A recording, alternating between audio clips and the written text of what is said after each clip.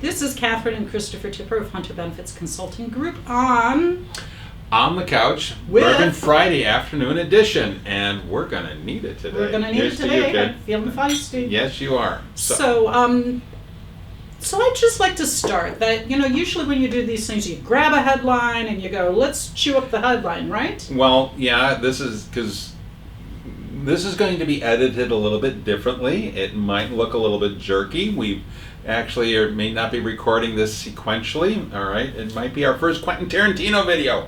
No. Reservoir Dogs. Reservoir 401ks. No, that's not right. Okay. No, because we've been talking about what you had an idea yesterday, which I thought was a really good one, idea about today's video.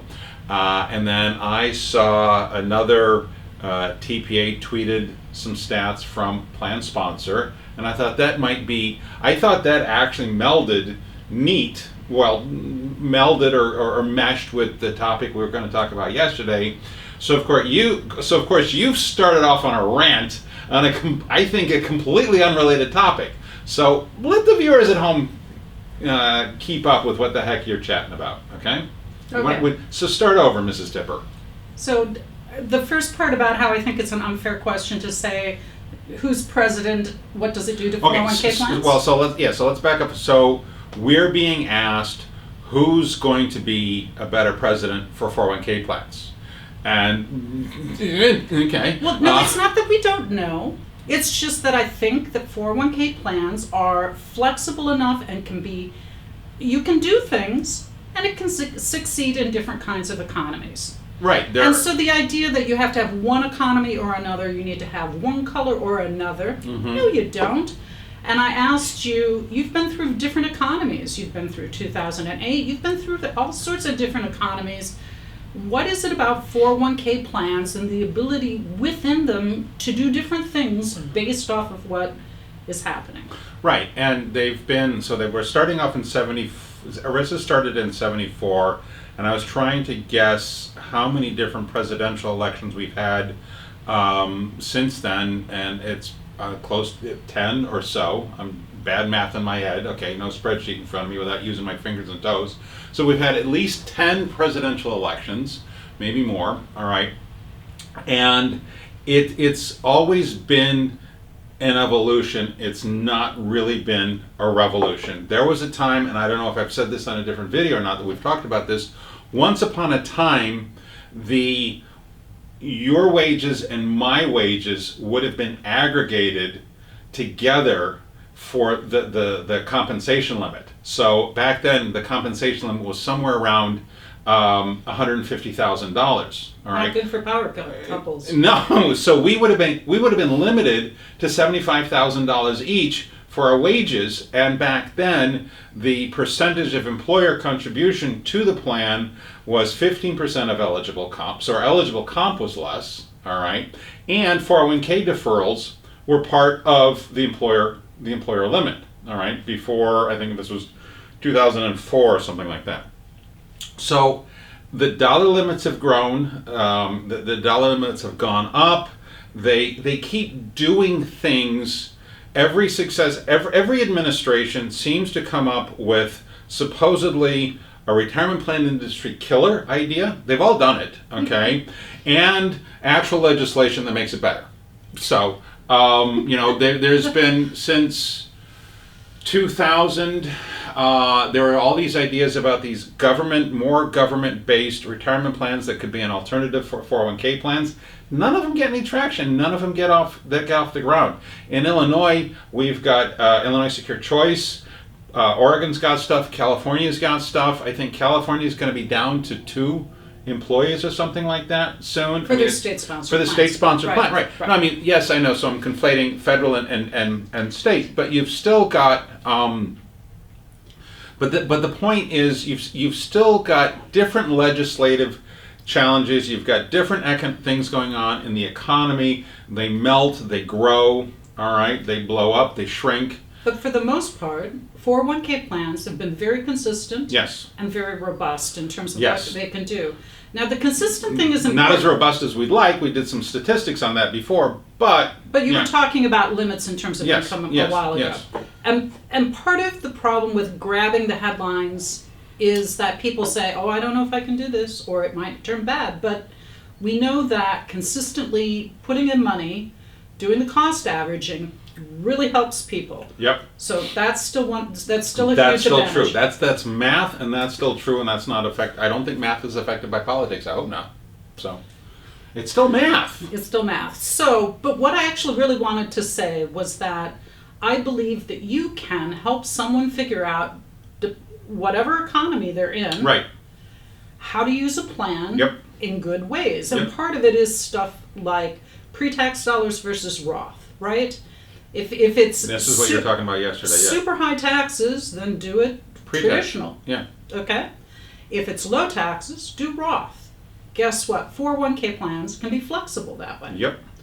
And so, and then other things that people do in terms of going, this is the economy, do I put more money in or not? Still the idea of cost averaging of if stocks are expensive, your amount of money. The exact phrase, may I? Absolutely. Dollar cost averaging, because advisors are going to call me up and hit me on the head. So, yeah, Okay, dollar cost okay. averaging. And you're just growing the hair now, so we don't want to do Yeah. that. So. Okay. So I don't know if we've killed that topic enough for No, you. that's... Oh. Killed it enough. So then Okay. the other topic was that you said to me, hey, I saw this headline, let's talk about women in retirement. And I went, You let's went off not. on a rant. And part of it is that, do 401k plans care what gender you are? No. It doesn't care if you pick female, male, nothing. It All does of the not above? care. No. Does a 401k plan, does it matter what race or religion you are? No. Nope, doesn't care. What about age? Does a 401k Yes. plan care about age? We are ageists. Well, but we can always work on things. But we can So work let's with talk it. about We age is usually to the advantage of us designing plans for the employer. If an employer wants to put together a plan that is truly an employee benefit, it is a plan for their employees' benefit, and they don't care. Then age, with the exception of catch-up, okay. But that's always a benefit. But that's always a benefit. Is a condiment Yeah. and a benefit. Yes.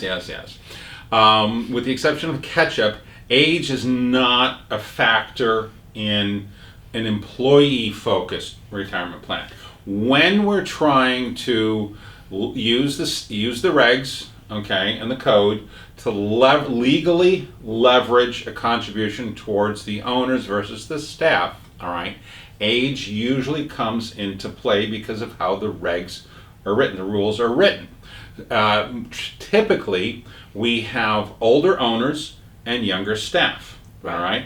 I've been dealing with some plan designs the past week where the staff is either older than the owners or they're the same age, and it's hard to come up with the kind of numbers that we like. So age plays a factor in that, but we don't care about. Oh, this comes down right. All we care about is their age. I mean, it's a function of age and wage. It's a data point. Yeah, it's a and data you have point. to work on the data point. But most plans that I've seen, you have to be 18 or older or 21 Right. or older to be in it. Right. But if you really want 17-year-olds in your plan, you can do it. You right? can do it, absolutely. Okay? Yeah. We often see the age of retirement is an age, right? Right. Yes, but it's really. Flexible these days. It's flexible-ish. All Okay. right. And a normal retirement age in a plan is simply the date at which somebody becomes 100% vested in their employer money. I'm not talking about defined benefit plans. Defined benefit plans is going to be a different video. This is just what normal retirement age means in defined contribution plans. All right. Normal retirement age. Every plan I've ever seen, I've never even looked at it to see if you can't be 100% vested, but you're 100% vested at normal retirement age, and almost every plan document I've ever seen lets you take your money out of the plan if you're still working. But again, it's just a data point. You can continue to make contributions. We've got plans with 80-year-old employees in it getting contributions. I'm working on I'm saying defined benefit. I'm working on a defined benefit plan design right now where there's a 71-year-old rank and file employee in it who's going to get their first defined benefit allocation this year. Never too late. No, So dates are data points, but also I guess it's a benefit. So you hit 50, it's a catch-up, meaning you can contribute more as an employee. Yes. Yeah. Okay, it's not discriminating against you. Nope. It's more. You hit 65, you can take your money out. One of the big dates used to be when you were 70 and a half. Now it is 72. Yeah. Still a big date in terms of if you have pre-tax money that you have to start doing things, but if you have after-tax money, Roth money. So that was my whole point of that 401k plans can be amazingly accommodating. Mm-hmm. There's data points. Those data points are highly important. Yep. There are laws. The laws are highly important. Yep. But there's a lot of flexibility in terms of how to do it within any economy. Yep. It's not discriminating. We're really not discriminating at all. Hey, do you know, whatever sex you are, whatever race you are, Yep. and age is data points that need to be managed. Right. So when you're talking about what we can or cannot do, you're actually talking about what the owner would like you to do in a plan, but in terms of actually what's allowable within plans generally, there's a lot of different things that you can do. Yep.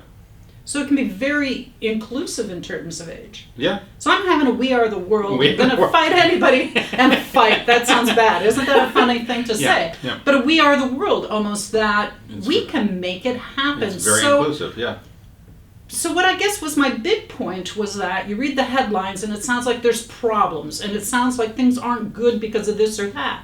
And actually I'd like to say that there's a lot of room to do a lot of stuff. And any economy, at any age in your career, it's beautiful to start early, but there's actually solutions for people who are starting later, too. Absolutely. I mean, we've written blog posts about this years ago, weeks or months ago. We had, your $10 challenge, video. Right, everybody should just be putting, employers should just be putting $10 away. There's so many different things out there that good economy, bad economy, growing market, bearish market, bull market, whatever. There are different tools out there for the different time frame, and this is supposed to be a retirement plan. And for most people, that's quite a number of years away. It's not supposed to be a save for 2 weeks in Disneyland next year plan. But the beautiful thing is the flexibility of it as you're going through too. So, how much more time do we have? I could go forever, couldn't I? Because I could see, what's the super tough thing about Social Security is there are hard dates in it, right? Yeah, certain. And people have to select certain things by certain dates. And the beautiful thing about 401k plans is there's flexibility in that. A lot more flexibility. So, you hope you make it to Social Security. You hope that you hit the numbers. But actually in a 401k plan, you can make the numbers so you can get yourself paid out sooner, right? Yes. Do you know whether you're an employee or an employer? Yes. But then the other thing is Social Security. There's actually also hard dates in terms of what if you really want to keep your money in. Right. Social Security makes you pay out at a certain point. 401k plans, depending on where the money. If you're still working. If you're still working, or whether you're putting it in Roth, or if you're putting it in Roth. There's ways of dealing with it. Yep. And I mean, there's Roth conversions too. If you didn't do it in the beginning, you can convert it over. So what I'm just trying to say is, it's really funny listening to a recent convert, okay? It's just like, oh my God, now I know it's like listening to me. 15 years in this. Well, I know that you think that's new, but it's not new. So, but yeah, I instead of grabbing a headline and saying, oh no, this doesn't work because of this, it's like, no, it really is flexible. Really, it can work. They're data points. We can work with the data points. It's may I come you up like with data versus no. Yeah. But I'm thinking more of a challenge point. It's not a data point. It's a challenge point. Okay, so this is what the challenge is for the design and the plan. Right. All right. Right. So we design. I don't know. We design around it, or we design with it in mind. With it in mind. There we Yes. go. That's very good. Yeah. Have we ranted enough yet, Dusty? Are we good? Well, it is Bourbon Friday. It is Bourbon Friday. Okay. And this is even without drinking a lot of bourbon. Yeah, I know. So I'm actually ahead of you, which is not normal for Bourbon Friday. So, Are we good? I think so. Are we good, Dusty? Okay. We're good. All right. So, Well, thank you for joining us Thank you once more for our. hope this was as entertaining for you as it was for us. So, So if you need more information, go to hunterbenefits.com, or you can email us at sales@hunterbenefits.com. or when you're finding us on social media, share and or like what you see, and tell your friends about us. We are here to educate and entertain, right? Take care.